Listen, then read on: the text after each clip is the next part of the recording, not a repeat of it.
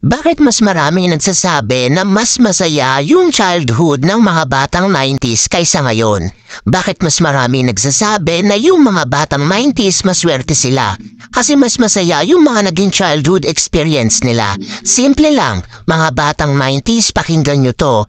Nung panahon natin, hindi pa uso ang cellphone, hindi pa uso yung puro Mobile Legends. Lalaro ka sa cellphone, manonood ka sa cellphone, lahat ng laro natin nung mga bata pa tayo, puro pisikal. Naaalala mo pa ba yung lalabas ka sa hapon para lang makipaglaro sa kaibigan mo?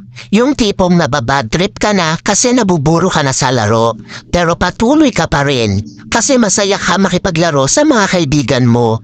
Yung tipong lalabas ka ng alas 3 ng hapon hanggang alas 6. Hindi ka na pwedeng magpagabi kasi mapapalo ka. Pero yung maiksing oras na yon para makapaglaro ka, pakiramdam mo ang haba-haba na.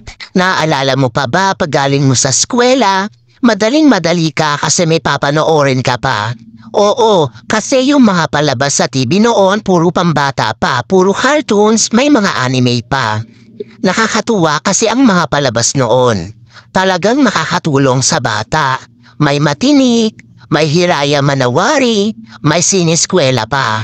Hindi ngayon, putek na yan. Yung mga pinapanood na mga bata, puro pag-ibig na, puro drama, 'di ba?